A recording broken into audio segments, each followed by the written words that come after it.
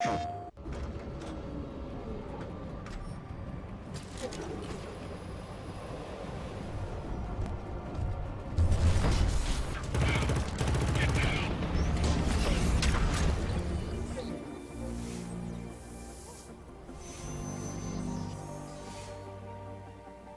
we started thinking about Killzone Shadowfall, we wanted to have a story that would allow us to do something new with the franchise and something different. One thing that really stood out early on is somebody mentioned the Iron Curtain in space. The world that you play in, and a large part of it is done in Vektans city, where the Helghast and the VSA are living together. The city is divided in two parts.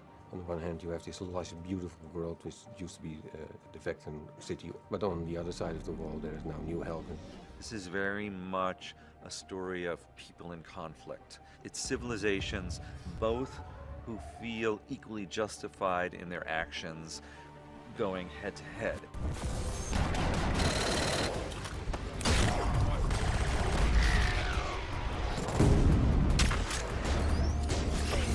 We've always drawn on kind of history. We're a science fiction universe, but at the same time it has to be relatable. It has to be something that is grounded. It reminds us also of the Berlin Wall, where this threat has always been looming over Europe, like this nuclear devastation. I still remember from when I was little looking at the Berlin Wall situation. You sort of grew up being told that, you know, the people on the other side of the wall were the wrong ones and we were the right ones. Everybody East just sounded really scary and really dangerous, and what was beyond that wall you cannot trust, and there was all sorts of propaganda almost. And then when the wall was broken down, you saw it really wasn't like that at all. What you see in real conflicts as well is that the bad guys aren't just bad. There's also, there's also civilians and good guys, and that plays through as a theme in Killzone Shadowfall. The game initially sets you up to hate these other guys. I mean, you're shooting these bad guys, you think they're bad guys, and then you start to realize that there's more to them. I can't believe they just throw us out like that.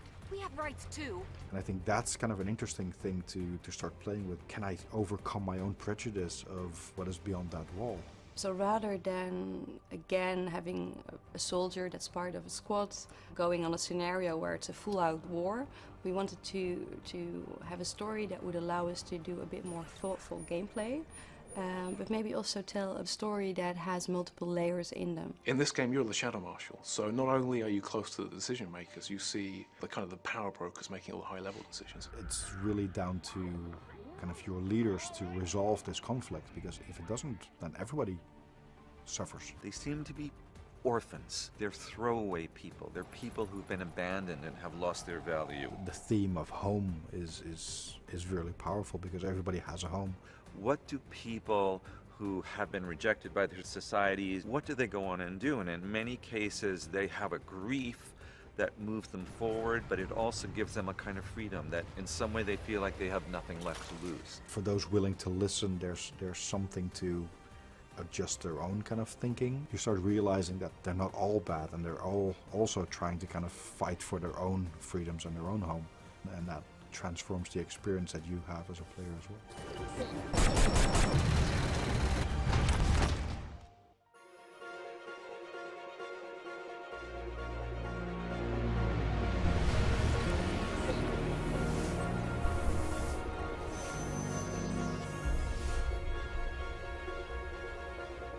You write these characters, and you have an idea in your head of who this character is, and then when you start seeing actors bringing something to that character, it starts to open up your eyes and thinking, actually, I wasn't expecting it to be that character, but that really works. Everyone was just like in awe of the principal talent and the performances that Tom Keegan got out of them. When you bring together a team of people who are really committed to the story and the characterization, the actors feel it, and we're really fortunate to find fantastic people to fit those roles.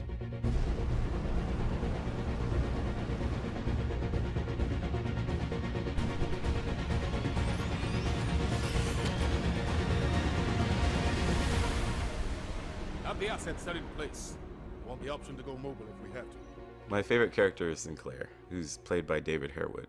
When I watched the first read-through, I instantly knew, like, this is going to be a great story. The moment he kind of opened his mouth and started reading kind of Sinclair's lines, you go, yeah, that's him. Damn it, you're too important to this operation. Nah, you're too important to me. I almost call him the hero of the piece. He loves Vector.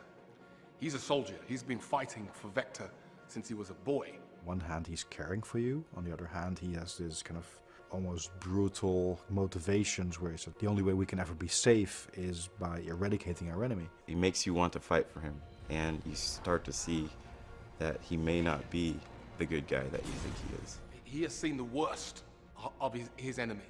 And now that they're here on our planet, with just a wall between us, he feels almost kind of violated. And that's something that initially you can kind of relate to. But then you meet these other characters and they kind of hold up a mirror to what it is that you're doing. And of course the key character in that is Echo. She's sort of an outsider. Her mother is Helghast and her father was Vektan, so she is a half-breed. Because of the background she has, the family she comes from, you can see that she's also going through a change in how she views the world. She's not caught up with allegiances. That doesn't really matter with her. She does crave companionship, but she's never really had it, so she's completely comfortable standing on her own and standing up for what she believes in, even if that means she's doing so by herself. She again represents the crossover that we're trying to do. So Vektan's good, Helghast bad. There's a middle ground. Both sides help to destroy this planet. We cannot let the same thing happen to Vector.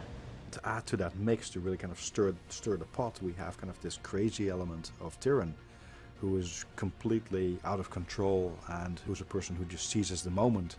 He's hell-bent on revenge. He wants to crush skulls. He wants to look in the souls of people's eyes as they die, and that makes him feel alive. When Crispian walked in and he did his piece, we were kind of going, I want to get out of here, because he's genuinely, he's crazy. He's just way too scary. You've got to get some pain behind it, behind this intense anger. When you look at Tyrion, you're not just, oh my God, kill him, he's really terrible guy. No, that you really understand these people's pain. You can understand kind of these people's motivations, but the only thing you have to figure out is what is the best way to actually deal with that problem of protecting your home. Video games in the past haven't always had that kind of depth and that richness for an actor, and so it's been really a joy to kind of, bring this whole team together and really explore this story. It may deviate from kind of the mental image that you had, but at the same time it's far more interesting to see it portrayed in that light. These new consoles, the new game engines, the facial capture allow the story to be told so much more through the eyes of the characters and the voices and the performances. It's a tremendous new opportunity.